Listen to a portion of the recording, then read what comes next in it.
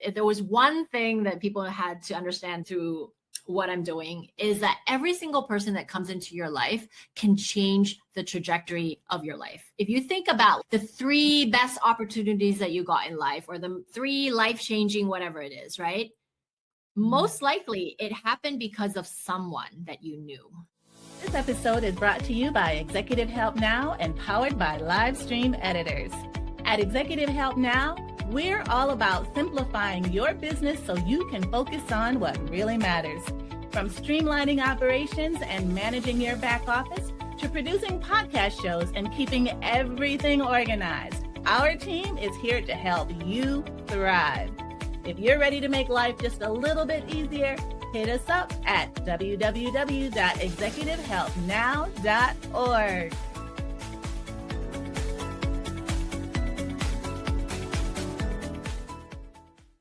Y'all, today's show is so good.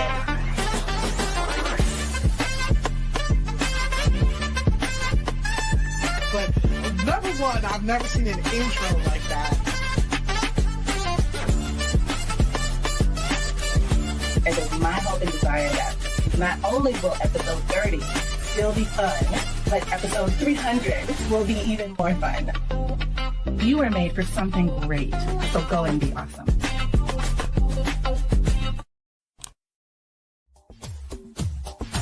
Ten seconds remaining.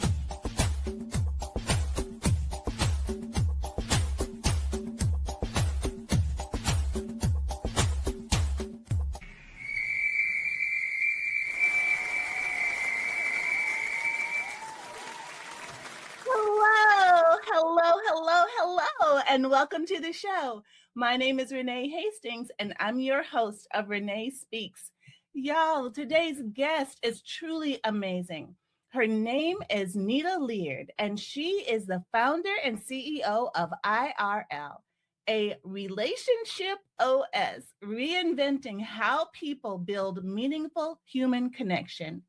She has experience working within Fortune 500 companies, including L'Oreal, Unilever, and Reckitt, and has spent the past 18 years running multiple businesses as an entrepreneur.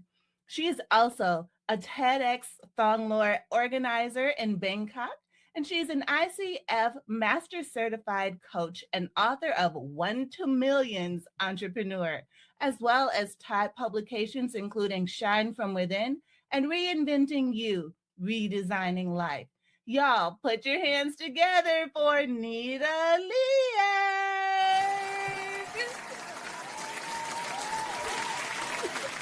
Hi, Renee. Thank you for having me. Of course. I'm so excited to chat with you and have our audience get to know you just a little bit better, because what we talked about before we actually came on screen was so exciting to me. The things that you've done within your business and for your business and even for your personal life. I can't wait for us to share that with the world. So before we get started, why don't we just jump right on in, Nida, and you just tell us what led you from Fortune 500 corporate leadership to creating IRL? Yeah, so it was quite a long journey. Corporate was a long time ago for me, like 2 decades ago. So I spent 5 years working for Fortune 500 companies, L'Oreal, Unilever, as a brand manager and as a product manager. So I learned lots of great things from these global brands and how these global corporations run their businesses. And then after that, I left and I started a child development center. And that was when I got deep into psychology and I realized that I had to do something with psychology. And then I discovered coaching. And so I went all in, and really for the past 18 years, that's what I've been doing, like learning every modality I could get my hands on for coaching and therapy. So I not only became a business and executive coach, I also became a couples therapist, family systems therapist, sex therapist. Which is a rare, I would say it's a rare combination. And then for the past few years, I would say maybe past 20 years, I'm really obsessed with relationships, just relationships, any form of relationship and human behavior. And for the past few years, since AI has been out here and everybody's using AI, giving us the possibility to build things without having to hire a huge tech team in the beginning, that really got me to what I'm doing now. So I always was fascinated with startups, with apps. I always loved downloading apps that would help make my life easier and be more productive, more efficient at what I do.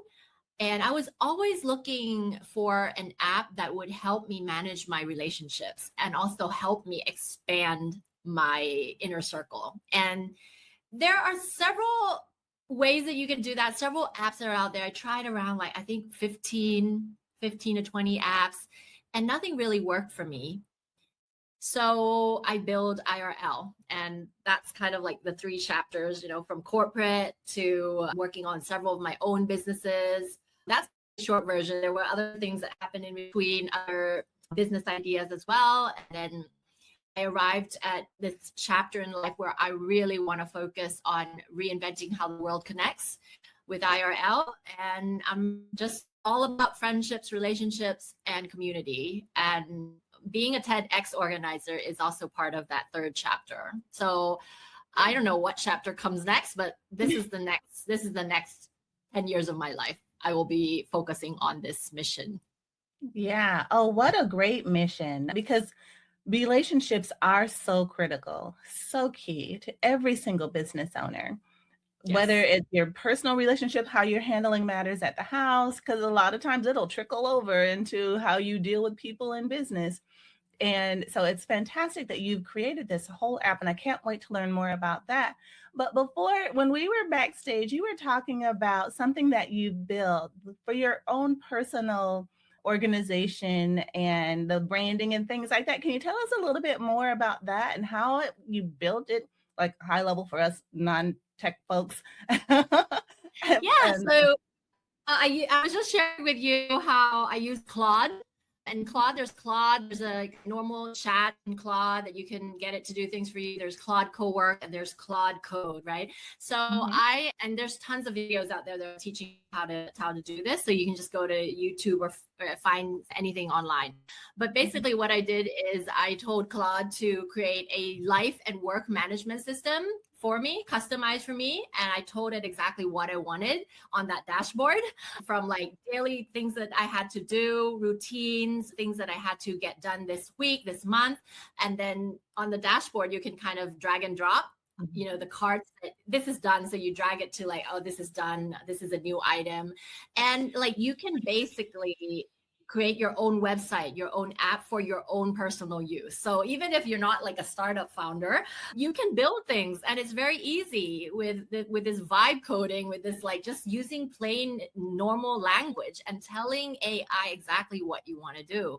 So I believe that we should use tech to help people to live a better life. We should use it to our own benefit. And I know there are risks because it's there's danger, there's dangerous things that can happen, but how do we use AI in a positive way? I think each of us have a responsibility to do that. And how do we use it for the good of humanity? So, and I was sharing with you that I also told it AI to follow the brand guidelines and design this dashboard so it's aligned with my IRL branding, or if you don't want that, you could design whatever branding you want. You can say I don't know, I love pink, I love unicorns, design it so that it has pink and rainbows and whatever, right? So I think it's just a fun way to make life more fun, more colorful. And I heard a while ago that they said from now on, people will be building their own apps on a daily basis. So this is exactly what we're talking about. You can build custom things for yourself that make sense for you. Instead of going out there and downloading things or trying to look for solutions, you can build it yourself. Right. I mean, technology, AI and this technology is truly changing the game when it comes to life, period, efficiency, building out systems for ourselves. We used to have to pay thousands and thousands and thousands of dollars for if we had to hire somebody to come in to do that. Now it's you just tell it, like you said, tell us what you want. That's what Claude says. Tell me what you want. And you basically type it in and it will definitely give you back something resembling what you originally wanted. You might not have to refine it, refresh it, and say, oh, not so much of this and maybe a little bit more of that, but it's definitely a doable thing. And what you get in the end is like something you never could have ever imagined. It's mind-blowing. So thank you so much for introducing that to us. This is like the second week in a row I've heard the term vibe coding. So I might be a little bit behind the the times a little bit, but apparently that's becoming a buzzword of today, of things that we need to know. So as business owners, we have to stay innovative and creative and on cutting edge to stay competitive even. So we need to learn the terminology and speak the language, and vibe coding is something we definitely need to get familiar with because it is the future. I'm just saying. Yes. And I think that even if your business is not about building apps, maybe it's not a tech startup, you can definitely use AI and vibe coding to build things that complement what you're doing. Oh, my background is also in coaching. So what if I could get AI to build another Nida AI, right? And so that clients can just talk to Nida AI when I'm asleep or when I'm busy or when we don't have a session or something like that. So I really like to do that mental exercise, thinking about like any business can do this, and you can find a way to add value for your clients by using AI, building something for your clients that add to your offering. Right, exactly, 100%. And because that's what it's all about, is adding value. We want to add value to the people we serve. That's why we're in business, right? We wouldn't be in business if we didn't want to add value. So that's a great idea. Definitely using AI for the good, to help people, to add value. Definitely, I'm all about it, for sure, 100%. And so now you talked a lot about coaching and growth and what it looks like, and that transition between corporate and IRL.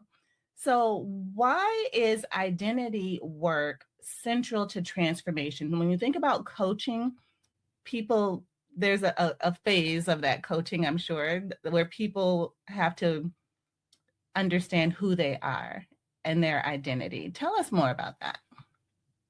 Yeah, so it's kind of like the big picture view of how we're going to help people transform, right? When we're looking at transformation, there's different layers. There's your behavior, your mindset. That's what we hear most often. You have to change your behavior. You have to change your mindset. But there are other layers. There's capabilities. If you want to get from A to B, what other capabilities do you have to have? What skills do you have to build for yourself? And then there's ecosystem. That's like the people that are around you. If you hang out, I'll just give a simple example. If you want to be a startup founder, but you're not hanging out around other entrepreneurs that see possibility, what's possible in the world, and have like an abundance mindset, but you hang out with people that are telling you that, oh, your idea is bad, this will never work, why not go do a 9-to-5 job, right? That's not helping you. And if you don't find the ecosystem that is aligned with who you want to become and what you want to do and your mission, it's going to be very, very hard, right? Because we all need a support system. And then there's values and beliefs that have to be aligned with who you want to be and what you're trying to build, your value system, your belief system. And then at the very top is your identity. So identity means, how do you perceive yourself when nobody's looking? I'm not talking about when you're on social media, how do you present yourself? No, I'm talking about like when you are alone and you're 100% honest with yourself. If you were to describe yourself to yourself, how would you describe it? You know, that's self-identity. It's how you truly perceive yourself. So it doesn't matter if you are like, you won the Oscar, you are famous, you are so successful, but internally you believe that you're not good enough. That's part of your self-identity. It's you could hide that maybe when you're in the media, but you know that's not true. Like I believe I am XYZ, whatever it is. So the people around you will perceive that. It will show up in your results, in your outcome in life, in different areas, maybe your relationship, maybe your health, maybe, you know. So confidence, self-identity, and self-esteem, they're all different things. There is kind of correlation. But I love to do that work at that high level with my clients. When we look at, okay, what's your self-identity today and where do you want to be?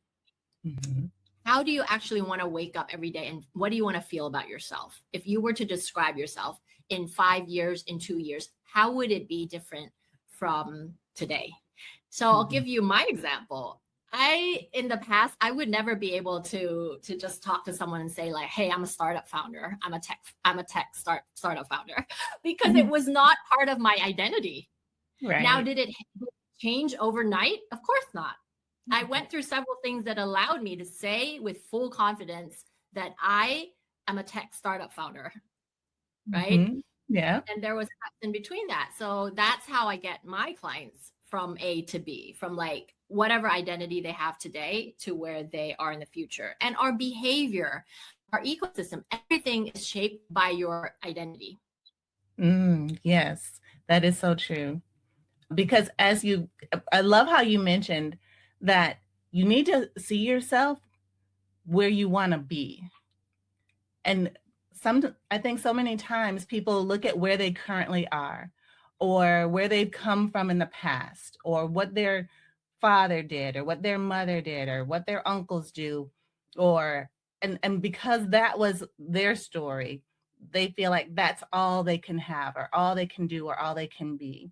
And that they internalize that, even if it's subconsciously, and put these self-limiting beliefs on themselves because of what they've seen in the past. So I love how you said, surround yourself with people who can be your biggest cheerleaders and have these I see in you conversations. I forget who wrote that. It was a part of a book and part of a whole concept. When you have these I see in you, the letter I see and letter and then letter U.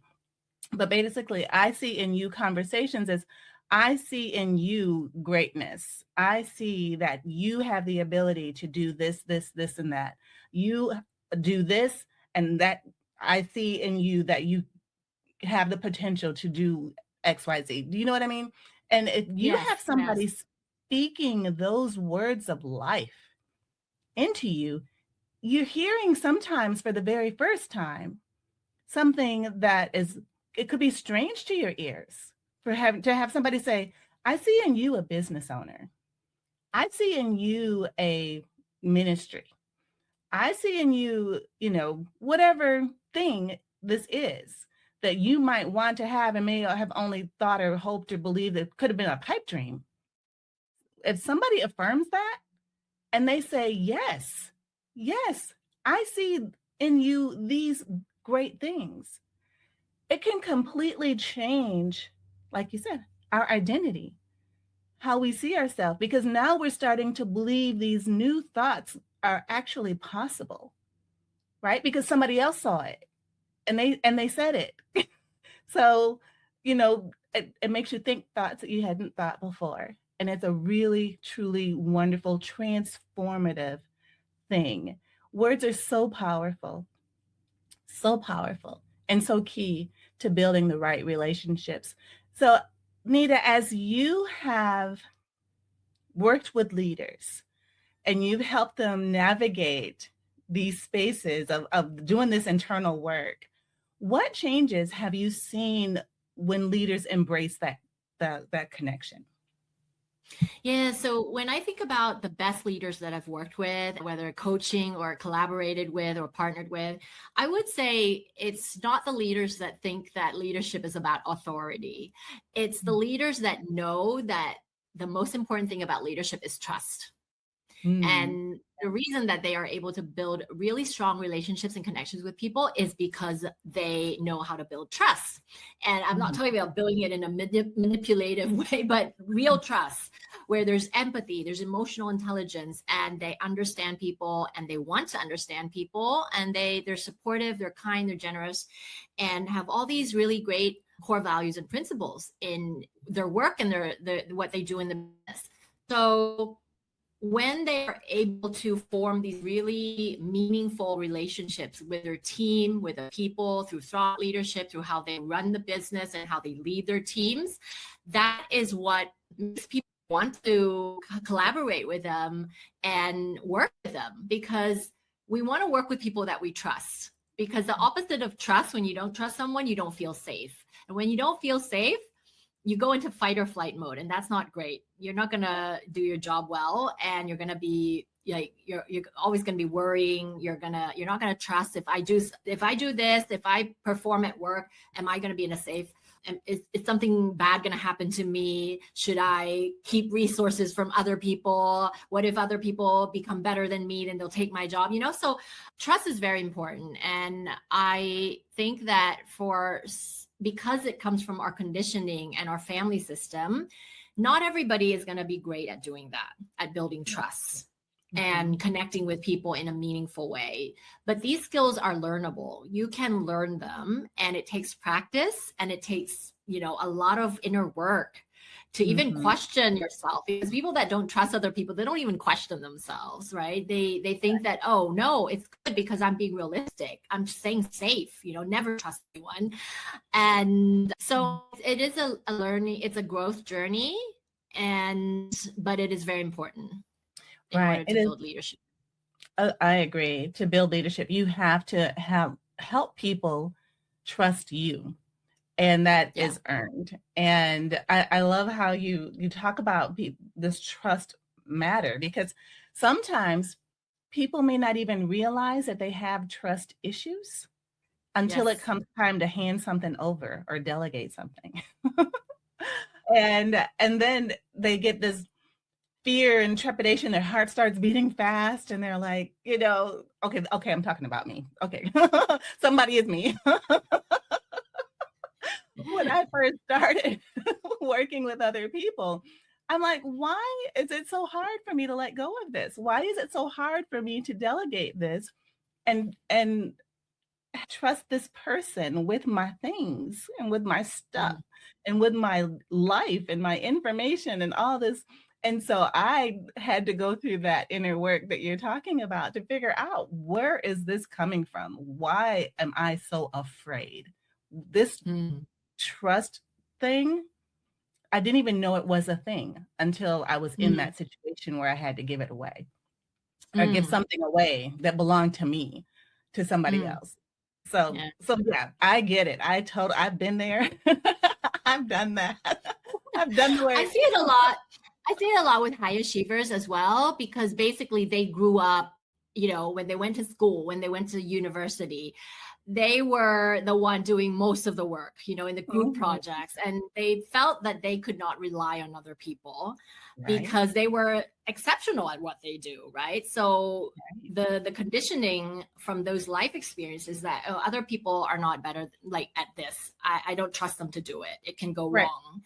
Or they let you down, or you trusted them to do something and they had a part of an assignment and everyone else did their part, but then this other person didn't. And then you got a bad grade because they didn't do their part. Yeah. Right? Yeah. And I think as an entrepreneur, the reframe is that you're not supposed to be the best in the company. You're basically, as a CEO or founder, your job is to be a recruiter. Recruit people that are better than you at these different things that they should be doing in the company. So as a founder, you're out there looking for people that are smarter than you, better than you, more competent than you. And oftentimes we're not used to that. A lot of people are used to being the smartest person in the room, but when you become an entrepreneur, it's the opposite.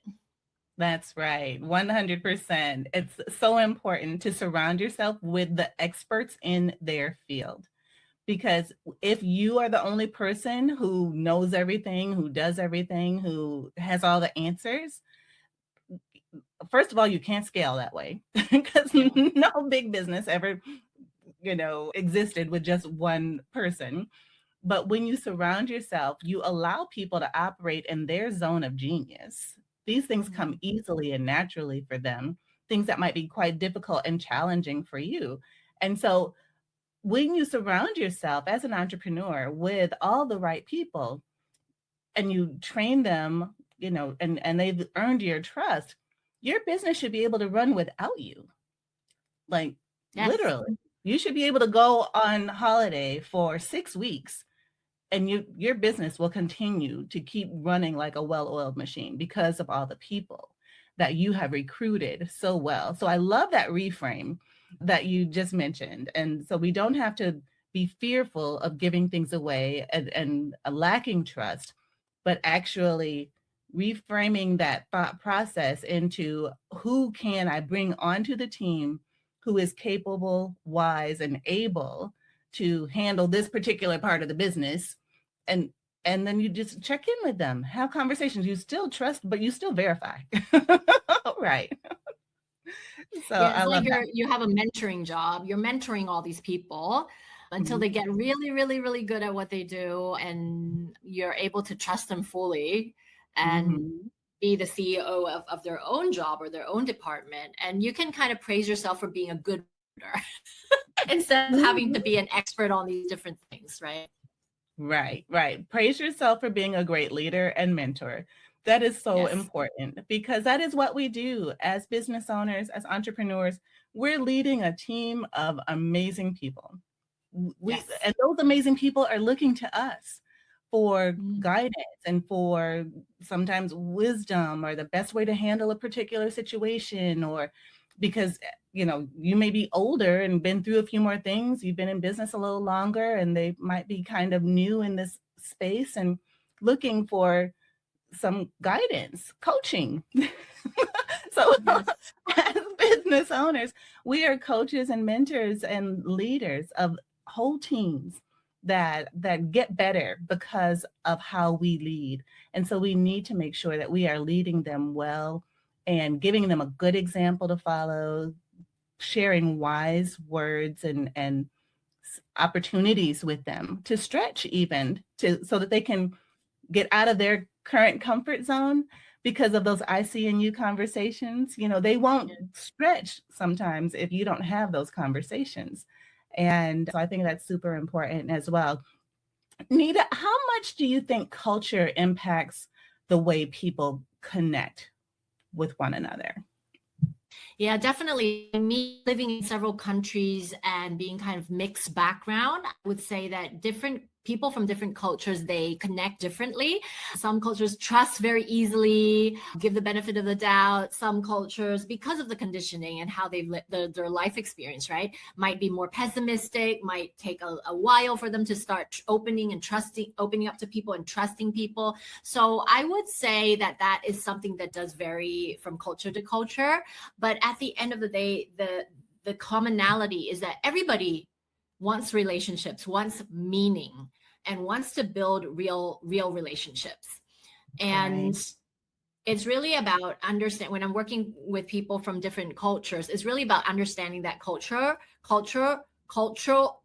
layer and how they grew up and what kind of conditioning, how did they grow up as a child, and the country they're spending a lot of time in, and all these things, and their family, what was the culture in the family, all these different things that have an impact on who you become as a person. And how do we understand that but also help build relationships? So I'm really, really fascinated about these different factors that shape who we become, including Right. culture and your upbringing, your personality that is in your DNA. All these things are really fascinating to me. And yeah, so to answer your question, it does kind of add a layer to it, but at the end of the day, we're all the same as well as different, right? The same, because when you're on your deathbed, you're not going to be thinking about, oh, I should have built that other business, and I should have made more money, and I should have got more accolades and more followers on Facebook and Instagram or something like that, right? It's going to be like, I should have stayed in touch with that friend from high school. It should have been, I should have invested more in those relationships. Yeah. I should have been a better parent, a better daughter, a better partner, right? At the end of your life, it's going to be about the relationships that you care about. It's all about having meaning, have done meaningful things, purpose, and having these really strong relationships in life. Right, exactly. And now I'm going to back up just a little bit. How do you incorporate all of that wisdom in in IRL? So IRL is an app that helps people expand their inner circle through their inner circle and nurture those relationships by using tech.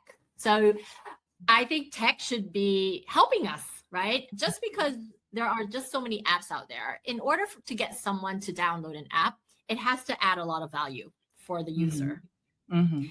Because nowadays, it's just really like so much noise out there, right? Are we going to launch like another social media platform? We already have like 10, 20. Like, do we need to do more work? So IRL is designed in a way that, yeah, you still have to download the app and you have to kind of go into app and do things, but it's not designed so that you spend a ton of time on the app. We don't want you to be spending a lot of time there, because obviously the name is in real life. We want you to go and spend time with people in real life. And this is only a tool. It's only a tool for you to be a better relationship builder. And it's not to get you to spend a lot of time like social media. The KPI is advertising, right? So they get the revenue they get from advertising. So the more time you spend on these platforms, the more revenue they get. And that's better for their business, right? But for IRL, it's different. We don't want you to be doom scrolling, and there's nothing for you to see there. There's no content. It's a platform for you to really get really good at relationships, not lose any of your relationships, your connections, and invest in the relationships that matter in a systematic way. Wow, that is so good. That is so good, because not everybody. You would think from going to elementary school, being in kindergarten, making friends, that it just comes so easily and naturally just to say, hey, you want to be my friend? Let's go play. When you get, that's when you are supposed to start developing these interpersonal relationship skills. But as we get older, life can be, life be life, and you kind of forget the fundamentals of even what it looks like to start a relationship or to be a friend or to, can keep it going. There are some people, it just comes naturally for them that they can, they are truly picky about who they decide to invite into their life and into their inner circle. But once they do, then they're committed, locked in, and regularly, consistently show up for that person.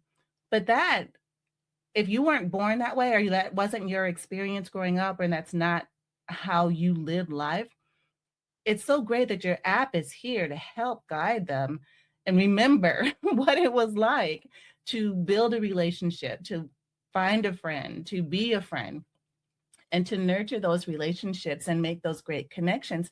Because especially in business, people do business with people that they know, like, and trust. Yes. And if somebody else gets to know you, they will be thinking about you when they're talking to somebody else in their network. And if they hear that person say, oh, I need this particular thing, and your friend knows that you are the source of that particular thing, that friend then becomes the connector, a great referral partner. So we don't just build relationships to get things out of them. Of course, I'm not saying that, yes. But I'm saying referral business is a thing. It matters. Being a great referrer and being thought of when people are having conversations, those are so important, but you have to build the relationship first. Yes, definitely. And I love how you were sharing about the 5-year-old in the playground. If all of us could be like that, if adults would continue to be like that child in the playground and just like meet people like, hey, you want to hang out? Hey, you want to be friends? Like, hey, I'm starting to really enjoy spending time with you. You want to be closer, like start to be like a closer friend and spend more time together, So right. I think a lot of things that we actually got right when we were young, and then we went the other way. And now in general, we're really bad at relationships. Right. We need more practice, unfortunately. And I think, of course, COVID did a number on relationships and building, and with the solitude and people not being able to connect and touch or hug or, those things are super important, and all the other stuff we got going around here makes it hard. But we can't let those things We can't let those habits that developed during that traumatic time keep us from getting to where we need to be and rekindling those passions and desires to be close to other people. It's so important. So important. And like a systemic problem as well. It's not that we decided we're going to be like this, you know, it's a systemic thing, because it's like the digital world, the internet, the social media platforms that are out there, you know, gave us this illusion that just because you're seeing what somebody's having for lunch and you saw the pictures from their birthday party and you saw a picture of their parents, it makes you, it's an illusion. It makes you think that you are close with them, that you're part of all these important events in their lives. Not really, because you're, you know, there's no relationship there. And it just makes you feel like, oh, you have so many friends. But when you're going through a crisis, how many people can you really call? That's the true measure. Right, exactly. Oh, I love that. When you're going through a crisis, how many people can you truly call? That's the true measure of the quality of your relationships. Oh, that's quotable. We need some applause or something for that, because that, I think, was just so impactful. Who can you call when times are hard? Who can you call? If you can't call anybody, you need to think about your relationships and getting Nida's app so that you can get better and make some friends. All right, Nida. And the app is not, it's not just for friends, it's for acquaintances, it's for coworkers, it's all for all kinds of relationships, right? I'm not saying that, oh, just build your BFF, like have more best friends. It's really about all types of relationships that enrich your life and add value to you personally and professionally. Yeah. Right. Exactly. So it's for everybody, no matter what kind of relationship you're looking for or need to have more of in your life. The Relationship OS by IRL is definitely something to look into to help. Just like there's, other apps for that, if you need help with other things, this is a self-help app to help you on this journey of building relationships. So, Nida, this has been such a great conversation. I'm sure people will want to know more about this and how to get started. Where can people reach you? So they can reach me on my website, and the other website will be launching soon. That's for IRL. It's at joinirl.app. So that's where people can go to sign up to be on the wait list when we launch in your city. But meanwhile, you can go to my website, which is what we see here as well. Go to my website, then go to IRL, and then there will be somewhere in there for you to sign up to be on the wait list as well. Awesome. So NidaLeard.com, NidaLeard.com. Yes. That's where it all starts. So go there. And then you can reach me on Facebook, LinkedIn, Instagram. Yeah, I'm pretty much on all the main platforms. Awesome. So in closing then, Nida, what is one lasting principle that everyone should know that will guide us into how we value connection? What is a principle we need to be thinking about? Because some people might say, I don't need people. I don't need a relationship. How should they reframe that and think about it? Yeah, I would say most people look at relationships as a byproduct in life. You know this person because you went to work for this company, and those relationships are like a byproduct. So I think that everybody should not be thinking like that, and they should be thinking being very intentional about the relationships, because this is what I want people to understand. If there was one thing that people had to understand through what I'm doing, is that every single person that comes into your life can change the trajectory of your life. If you think about the 3 best opportunities that you got in life, or the 3 life-changing whatever it is, right? Most likely it happened because of someone that you knew.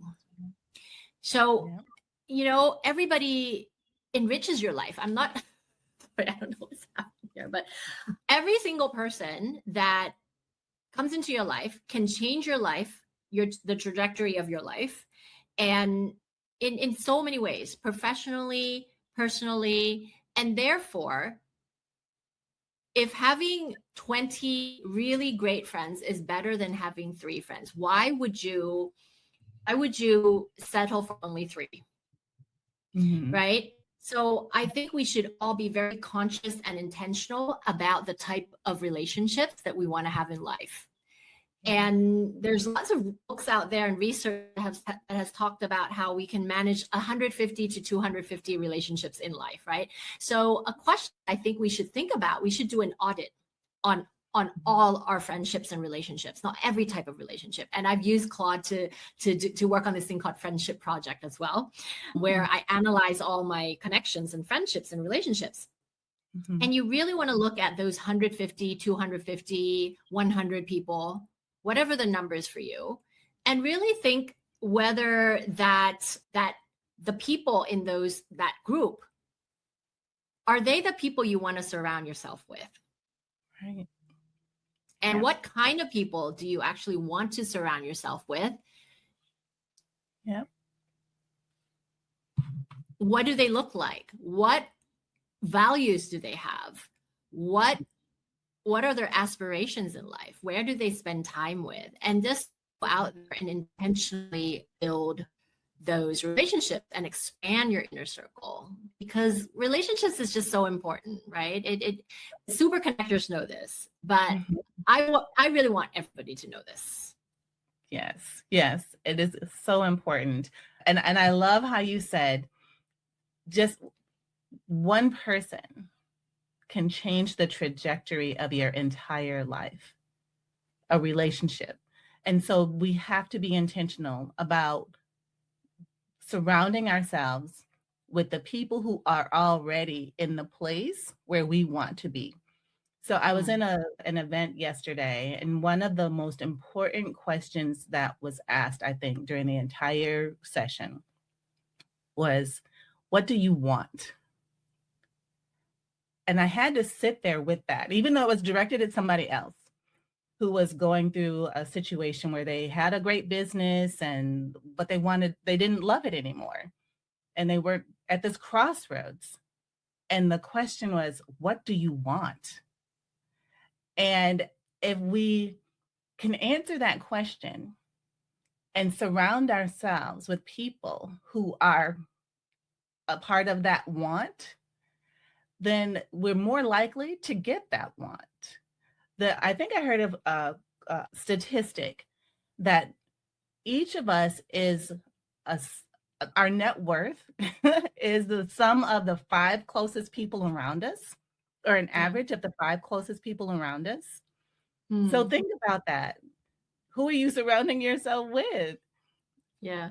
If you want to be a millionaire, but you're hanging out with, broke Joe on the corner, how is that going to happen? It's very unlikely.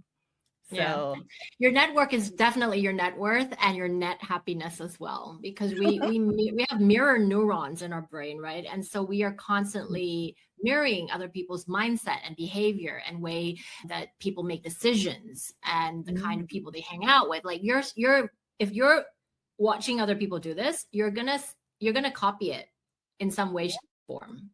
Oh, I love that. Your network is your net worth and your net happiness. Yeah. And the thing that we hear often is your network is your net worth, right? But I would add every time also your net happiness. That's right. And I love that phrase you used about mirroring neurons, or because we start to think mirroring, because we start to think like the people we surround ourselves with, especially if they've got great values and they're successful and they're, just, amazing spouses and great business people, and just generally good people, have great hearts, love the Lord. I'm a Christian. So those are the people I love to hang around with. I just love that. So this has been so fantastic, Nida. Thank you so much for everything that you've had to share. Do you have any final closing remarks for people to remember? If they don't remember anything else, what do you want them to remember? Well, I would say do an audit on your friendship list, your connection list, your relationships in life. And I kind of guarantee that you will find some sort of very important insight from doing that exercise. Awesome. Nida, you were made for something great. So go and be awesome. Thank you.